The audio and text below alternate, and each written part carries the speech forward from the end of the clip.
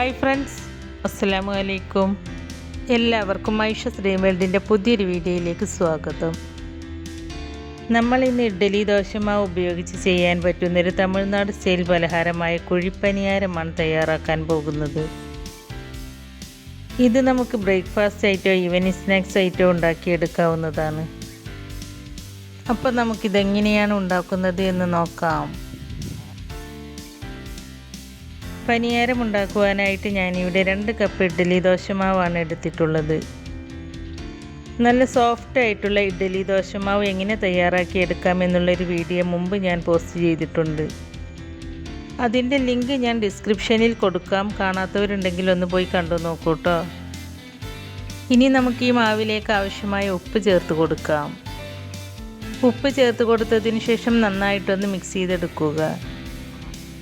പിന്നെ ഇതിലേക്ക് വേണ്ടത് ഒരു മീഡിയം സൈസിലുള്ള സവാളയും 1 ടീസ്പൂൺ ഉഴുന്ന് പരിപ്പും 1/2 ടീസ്പൂൺ കടുകും 2 പച്ചമുളകും കുറച്ച് കറിവേപ്പിലയും 1 കഷ്ണം ഇഞ്ചിയുമാണ്. സവാളയും കറിവേപ്പിലയും പച്ചമുളകും ഇഞ്ചിയും ഒക്കെ ഞാൻ ഇതുപോലെ ചെറുതായി ചോപ്പ് ചെയ്തെടുത്തിട്ടുണ്ട്. ആദ്യം ഒരു കടായി ചൂടാക്കി അതിലേക്ക് 2 ടേബിൾ സ്പൂൺ വെളിച്ചെണ്ണ ഒഴിച്ച് കൊടുക്കുന്നുണ്ട്. എണ്ണ ചൂടായി കഴിഞ്ഞാൽ അതിലേക്ക് 1/2 ടീസ്പൂൺ കടുക് ചേർത്ത് കൊടുക്കുക. കടുക് പൊട്ടിക്കഴിയുമ്പോൾ ലോ ഫ്ലെയിമിലേക്ക് മാറ്റിയതിന് ശേഷം 1 ടീസ്പൂൺ ഉഴുന്ന് പരിപ്പ് ചേർത്ത് കൊടുക്കാം. എന്നിട്ട് ഉഴുന്ന് പരിപ്പ് ഒരു ഗോൾഡൻ കളറാകുന്നത് വരെ വെയിറ്റ് ചെയ്യുക. ഉഴുന്ന് ഓപ്ഷണലാണ് കേട്ടോ, ഉണ്ടെങ്കിൽ ചേർത്ത് കൊടുത്താൽ മതി. ഉഴുന്ന് ഗോൾഡൻ കളറായി വന്നിട്ടുണ്ട്. ഇനി നമുക്കൊരു കഷ്ണം ഇഞ്ചി ചെറുതായി ചോപ്പ് ചെയ്തത് ചേർത്ത് കൊടുക്കാം. ഇഞ്ചി ചേർത്ത് കൊടുത്തതിന് ശേഷം ചെറുതായിട്ടൊന്ന് വഴറ്റിയെടുക്കുക. അതിനുശേഷം ഒരു മീഡിയം സൈസിലുള്ള സവാള ചെറുതായി ചോപ്പ് ചെയ്തതും കുറച്ച് കറിവേപ്പില ചെറുതായി ചോപ്പ് ചെയ്തതും 2 പച്ചമുളക് ചെറുതായി ചോപ്പ് ചെയ്തതും 1/2 ടീസ്പൂൺ ഉപ്പും ചേർത്ത് കൊടുത്ത് ഇതെല്ലാം കൈവിടാതെ ചെറുതായിട്ടൊന്ന് വഴറ്റിയെടുക്കുക. സവാള ഗോൾഡൻ കളറാവൊന്നും വേണ്ട കേട്ടോ, ഒന്ന് സോഫ്റ്റായി വെന്ത് കിട്ടിയാൽ മതി. ഇപ്പോൾ സവാള ഒന്ന് സോഫ്റ്റായി വെന്ത് കിട്ടിയിട്ടുണ്ട്. ഇനി ഫ്ലെയിം ഓഫ് ചെയ്തതിന് ശേഷം നമ്മൾ എടുത്തു വെച്ച ഇഡ്ഡലി ദോശമാവിലേക്ക് ഇത് ചേർത്ത് കൊടുക്കാം. ഇത് ചൂടോടുകൂടി മാവിലേക്ക് ചേർത്ത് കൊടുക്കുന്നത് കൊണ്ട് കുഴപ്പമൊന്നുമില്ല കേട്ടോ. ഇനി ഞാൻ ഇതിലേക്ക് 1/2 ടീസ്പൂൺ കുരുമുളക് ക്രഷ് ചെയ്തത് ചേർത്ത് കൊടുക്കുന്നുണ്ട്. അതിനുശേഷം നന്നായിട്ടൊന്ന് മിക്സ് ചെയ്തെടുക്കുക. ഇപ്പം ഞാനിത് നന്നായിട്ടൊന്ന് മിക്സ് ചെയ്തെടുത്തിട്ടുണ്ട്. ഈ മാവിൻ്റെ കൺസിസ്റ്റൻസി കണ്ടോ, ഈ ഒരു പരുവത്തിലായിരിക്കണം. ഇനി നമുക്ക് ഈ മാവ് വെച്ച് എങ്ങനെ പനിയാരം ഉണ്ടാക്കിയെടുക്കുന്നത് എന്ന് നോക്കാം. ഞാനിവിടെ പനിയാരം ഉണ്ടാക്കാനായിട്ട് ഒരു ഉണ്ണിയപ്പത്തിൻ്റെ ചട്ടി അടുപ്പത്ത് വെച്ചിട്ടുണ്ട്.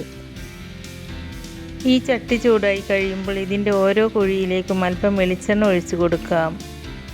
ഉണ്ണിയപ്പം ഉണ്ടാക്കിയെടുക്കുന്നത് പോലെ കുഴി നിറച്ച് എണ്ണ ഒഴിച്ചു കൊടുക്കൊന്നും വേണ്ട കേട്ടോ, 1/2 ടീസ്പൂണൊക്കെ ഒഴിച്ചു കൊടുത്താൽ മതി. ഇപ്പം ഞാൻ എല്ലാ കുഴിയിലും എണ്ണ ഒഴിച്ചിട്ടുണ്ട്. ഇനി മീഡിയം ഫ്ലെയിമിലേക്ക് മാറ്റിയതിന് ശേഷം നമ്മൾ തയ്യാറാക്കി വെച്ച മാവ് ഓരോ കുഴിയിലേക്കും ഒഴിച്ചു കൊടുക്കാം. ഈ കുഴികളിൽ നിറച്ചും ഒഴിക്കരുത്, ഒരു 1/4 ഭാഗം ഒഴിച്ചു കൊടുത്താൽ മതി. നിറയെ ഒഴിച്ചു കൊടുത്താൽ മറിച്ചിട്ട് കൊടുക്കാൻ ബുദ്ധിമുട്ടാവും. ഇപ്പം ഞാൻ എല്ലാ കുഴിയിലും മാവ് ഒഴിച്ചു കൊടുത്തിട്ടുണ്ട്. ഇനി ഇതിൻ്റെ ആദ്യത്തെ സൈഡ് കുക്കാവാൻ വേണ്ടിയിട്ട് ഒരു 2 മിനിറ്റ് വെയിറ്റ് ചെയ്യാം. 2 മിനിറ്റിന് ശേഷം ഇതിൻ്റെ ഒരു സൈഡ് കുക്കായി വന്നിട്ടുണ്ട്. ഇനി നമുക്കിത് മറിച്ചിട്ട് കൊടുക്കാം. തീ ഒരുപാട് കൂട്ടി വെക്കരുത് കേട്ടോ, ഒരു മീഡിയം ഫ്ലെയിമിൽ തന്നെ വെക്കണം. തീ ഒരുപാട് കൂട്ടി വെച്ചാൽ ഇതിൻ്റെ പുറം ഭാഗം കരിഞ്ഞു പോവുകയും ഉൾഭാഗം വെന്ത് കിട്ടുകയുമില്ല. ആദ്യം ഒഴിച്ചതായിരിക്കണം കേട്ടോ ആദ്യം മറിച്ചിടേണ്ടത്, അതായിരിക്കും ഫസ്റ്റ് വേവുക. ഇതുപോലെ ഒരു ഗോൾഡൻ ബ്രൗൺ കളറാവാൻ തുടങ്ങുമ്പോഴാണ് മറിച്ചിടേണ്ടത്. ഇതിന് ഒരുപാട് കുക്കിംഗ് ടൈമൊന്നുമില്ല, പെട്ടെന്ന് തന്നെ വെന്ത് കിട്ടും. ഇപ്പം ഞാനിതെല്ലാം മറിച്ചിട്ട് കൊടുത്തിട്ടുണ്ട്. ഇനി നമുക്ക് രണ്ടാമത്തെ സൈഡും വെന്ത് കിട്ടാനായിട്ട് വെയിറ്റ് ചെയ്യാം. ഇപ്പോൾ ഇതിൻ്റെ 2 വശവും വെന്ത് കിട്ടിയിട്ടുണ്ട്. ഇതുപോലൊരു ടൂത്ത് പിക്ക് ഉപയോഗിച്ച് കുത്തി നോക്കിയാൽ ഇതിൻ്റെ ഉൾവശം നന്നായിട്ട് വെന്ത് കിട്ടിയിട്ടുണ്ടോ എന്നറിയാൻ പറ്റും. ഈ ടൂത്ത് പിക്ക് വലിച്ചെടുക്കുമ്പോൾ അതിൽ വേവാത്ത മാവ് പറ്റിപ്പിടിച്ചിരിക്കുന്നുണ്ടെങ്കിൽ അതിൻ്റെ അർത്ഥം വെന്തിട്ടില്ല എന്നാണ്. ഇത് കണ്ടോ, ഈ ടൂത്ത് പിക്കിൽ മാവൊന്നും പറ്റിപ്പിടിച്ചിട്ടില്ല. അപ്പോൾ നമുക്കിത് നന്നായിട്ട് വെന്ത് കിട്ടിയിട്ടുണ്ട്. ഇനി നമുക്കിതൊരു പ്ലേറ്റിലേക്ക് എടുത്ത് മാറ്റാം. അതിനുശേഷം ബാക്കിയുള്ള മാവ് നമുക്കിതുപോലെ ചുട്ടെടുക്കാം.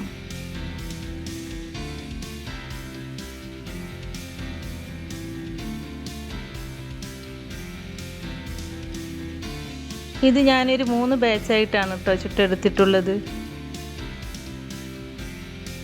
ഇപ്പം ഞാനിവിടെ മുഴുവനായിട്ടും ചുട്ടെടുത്തിട്ടുണ്ട്. അപ്പോൾ വളരെ ടേസ്റ്റി ആയിട്ടുള്ള പനിയാരം ഇവിടെ റെഡി ആയിട്ടുണ്ട്. ഇനി നമുക്കിതിലേക്കൊരു ചട്നി തയ്യാറാക്കാം. അതിനായിട്ട് ഞാനിവിടെ കുറച്ച് മല്ലിയില, എരിവിനാവശ്യമായ 2 പച്ചമുളക്, ഒരു ചെറിയ കഷ്ണം ഇഞ്ചി, പിന്നെ മെയിൻ ഇൻഗ്രീഡിയൻ്റായ തേങ്ങയും എടുത്തിട്ടുണ്ട്. തേങ്ങ ഞാൻ ഈ ഒരു തേങ്ങാമുറിയുടെ ഫുള്ളായിട്ടൊന്നും എടുത്തിട്ടില്ല കേട്ടോ. ഇതിൽ നിന്നും ഇത്ര മാത്രമാണ് എടുത്തിട്ടുള്ളത്. ഇനി നമുക്കിതെല്ലാം ഒരു മിക്സിയുടെ ജാറിലേക്ക് ഇട്ട് കൊടുക്കാം.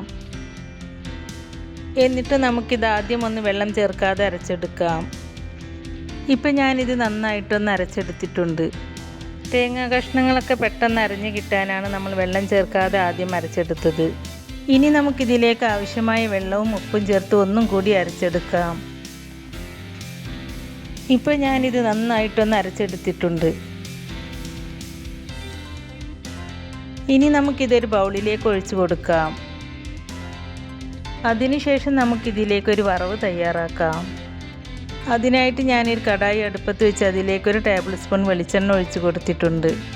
എണ്ണ ചൂടായിട്ട് വരുമ്പോൾ അതിലേക്ക് 1/2 ടീസ്പൂൺ കടുക് ഇട്ട് കൊടുക്കാം. കടുക് പൊട്ടിക്കഴിഞ്ഞാൽ 2 വറ്റൽമുളക് ചെറുതായി കട്ട് ചെയ്തതും കുറച്ച് കറിവേപ്പിലയും ചേർത്ത് കൊടുത്ത് ഒന്ന് ഫ്രൈ ആക്കി എടുക്കുക. ഇപ്പോൾ ചട്നിയിലേക്കുള്ള വറവ് ഇവിടെ റെഡി ആയിട്ടുണ്ട്.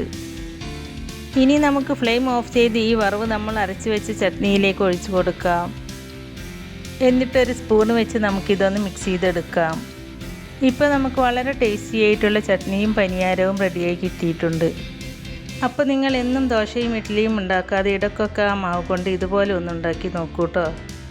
ഇനി നിങ്ങൾക്കിത് ഒന്നുകൂടി കളർഫുൾ ആക്കണമെങ്കിൽ ക്യാരറ്റ് ഗ്രേറ്റ് ചെയ്തതും ബീട്രൂട്ട് ഗ്രേറ്റ് ചെയ്തതും ഒക്കെ ഇട്ട് കൊടുക്കാം. അപ്പോൾ വെജിറ്റബിൾ ഇഷ്ടമല്ലാത്ത കുട്ടികൾ പോലും ഇഷ്ടത്തോടെ കഴിച്ചോളും. അപ്പോൾ നമ്മുടെ ഇന്നത്തെ ഈ റെസിപ്പി നിങ്ങൾക്ക് ഇഷ്ടമായിട്ടുണ്ടാവുമെന്ന് കരുതുന്നു.